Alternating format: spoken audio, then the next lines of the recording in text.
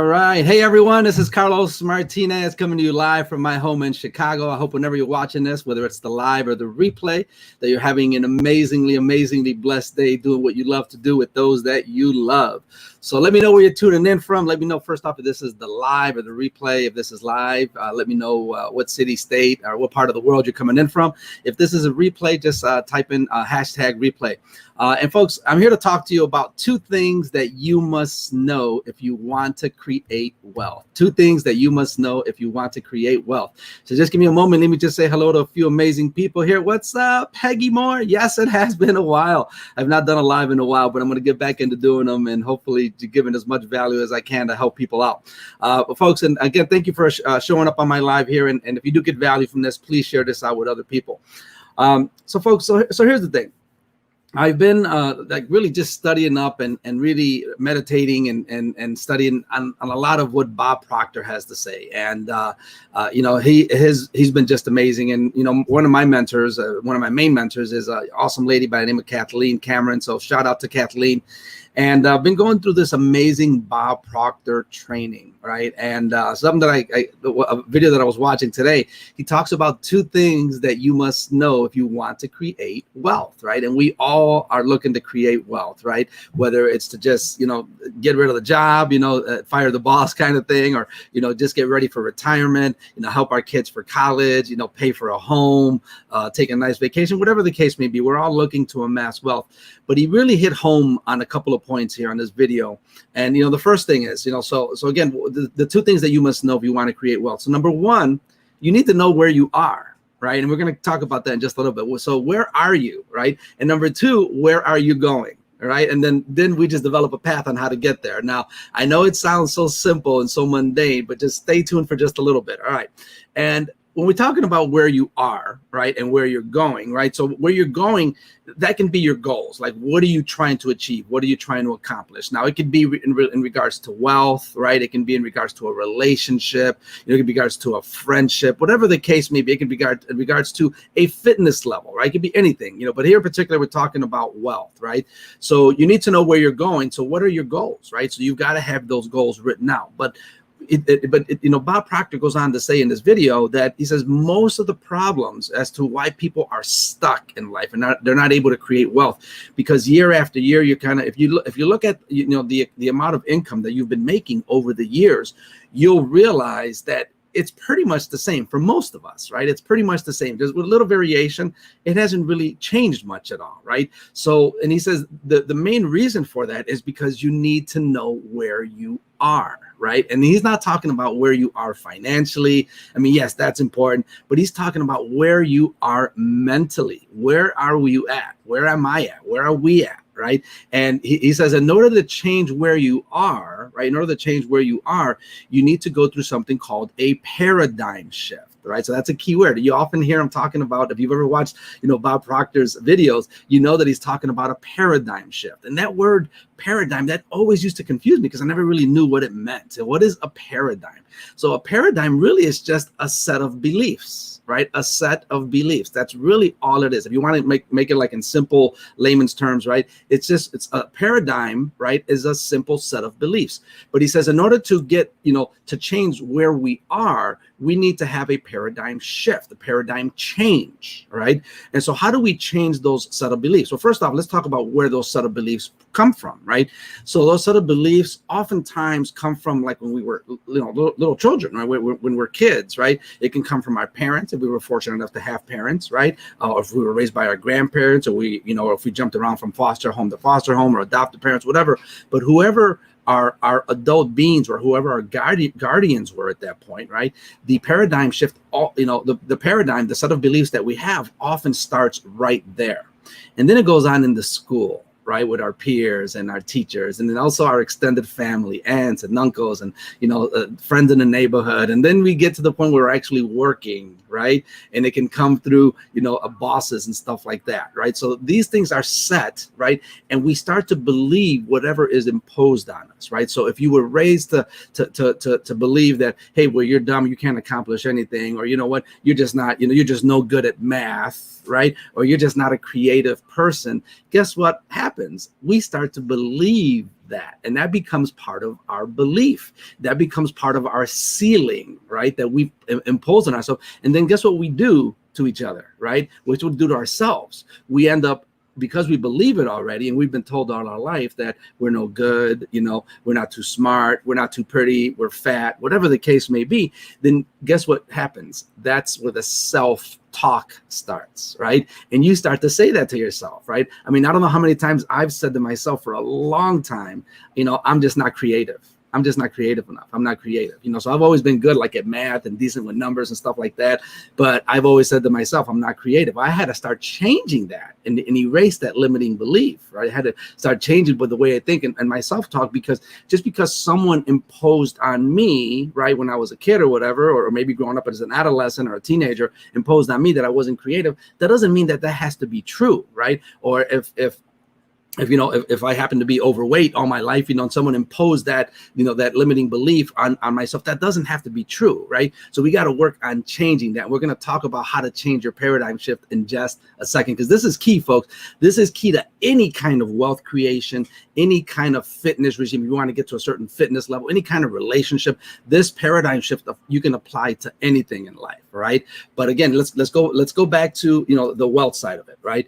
So, in order for us to change, right, we got to grow, right? You can't, because if we stay the same, nothing's going to change, right? The old, thing that Albert Einstein said, the definition of insanity is doing the same things over and over and expecting different results, right? So in order for that to change, right, we got to change, right? Because you can't have growth, right, without change, all right? So then how do you change this paradigm shift? How do you change this core set of beliefs that we were raised with? And then we start to believe ourselves, and then we limit ourselves by our self-talk.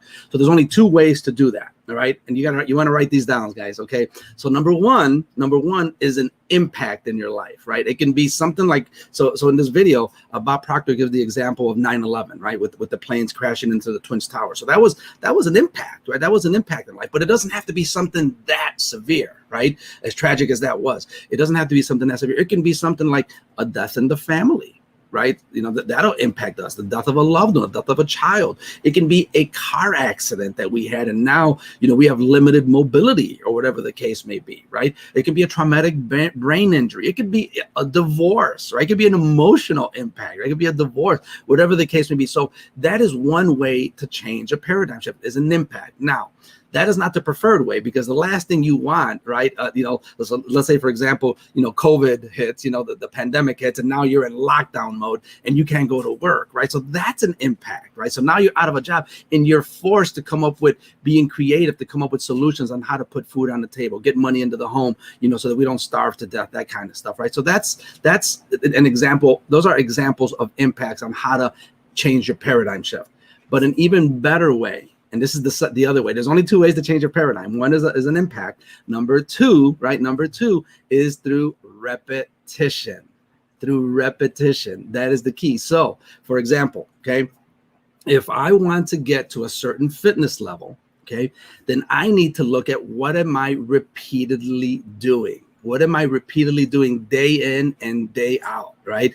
In other words, what are my habits? That's what the repetition means. What are my habits? Because my habits are what create my future. So if I want to have a paradigm shift, if I want to get to a certain fitness level, then I need to look at what I'm repeatedly doing and change that repetition, change what I'm repeatedly doing, and change the habit. So guess what? I need to start watching what I eat. I need to get to the gym at least 3, 4, 5 times a week, right? I need to watch my health. I need to maybe perhaps not eat past 6 or 7 o'clock, right? I need to drink more water. I need to try to go to bed early so my metabolism can work better, all that kind of stuff. So those are the things that I need to start changing repeatedly. So let's talk about on the wealth side, right? So on the wealth side, what are some of the things that I can do?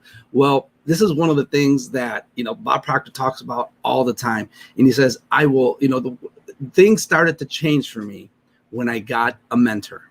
when I got a mentor, someone that would tell me what I'm doing wrong, right? And so a mentor, a definition of a mentor is someone that's already at where I want to be. Remember, we talked about where you're going. So if you want to get to a certain level of wealth, if you want to get to a certain level of fitness, if you want to get to a certain level of relationships, right, then you need to find someone that's already there, so that they can show you what to do, so that you can just follow what they do, right? So you don't have to reinvent the wheel, and they can also show you what you're doing wrong, right? And so that's why, like, you want to also seek out a mentor as best as you can, because that mentor is going to show you, things that you can't see. Because oftentimes, we don't see ourselves the way other people see us, right? So if you're looking to change a certain behavior, a certain habit, then you need to start asking for that mentor's advice, right, on what you need to change, right? So it's when you do that, things are going to start to change. And now you've got, so that mentor can almost be an accountability buddy as well, right? You get accountability buddy,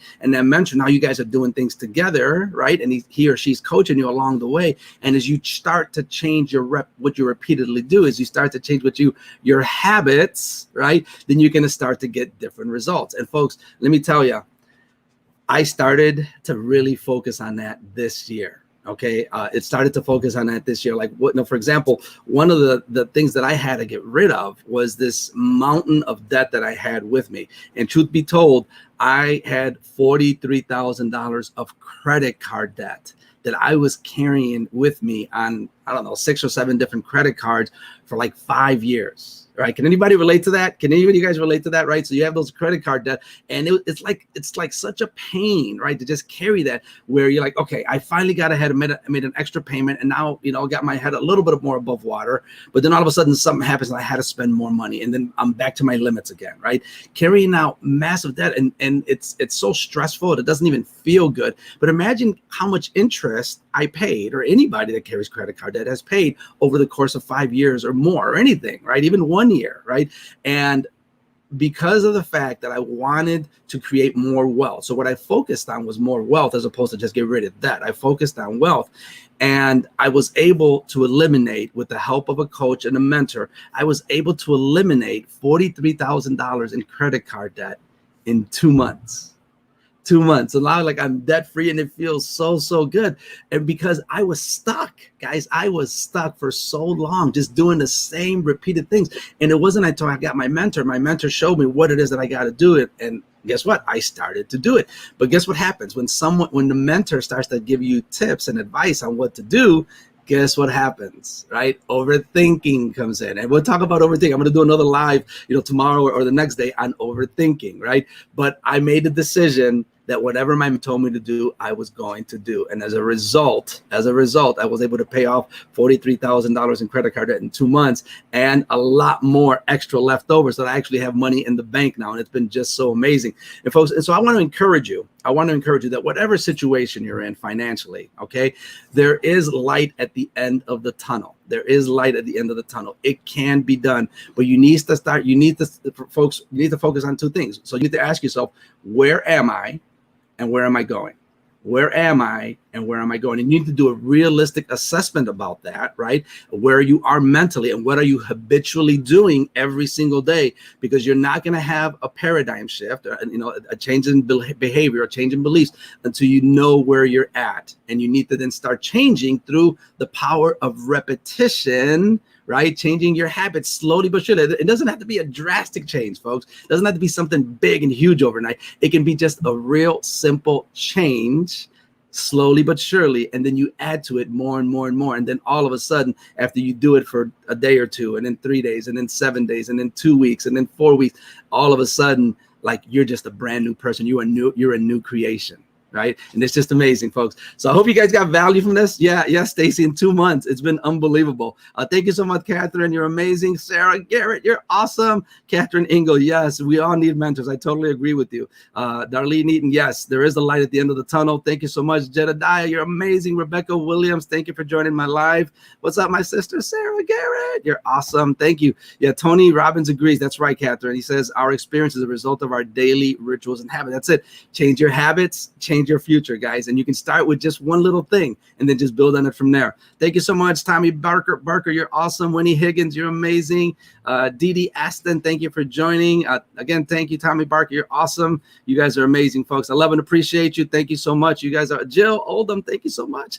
Guys, hopefully you guys got value from this. If you did, please share this out with other people. And folks, I'm telling you, start to focus on what Bob Proctor teaches. He is just amazing. And Tony Robbins is another amazing coach as well. But folks, know you need to know where you are, and you need to know where you're going. And that is the bottom line, right? The going part, where you're going, it's kind of easier. But where you are, that's where we need to make an honest assessment of where we're at. And we need to focus on what we're doing daily. Just start changing your habits slowly but surely, and you will have a significant paradigm shift, sooner rather than later. All right. So I love and appreciate you guys. Again, if you got value, share this out. And folks, if you'd like to find out how I eliminated $43,000 worth of credit card debt in 2 months, send me a private message or comment below more information, and I'll promise you I'll get back to you as soon as possible. Love and appreciate you. Mwah. Love you guys so much. Talk to you soon. God bless you guys. Talk to you soon. Bye-bye.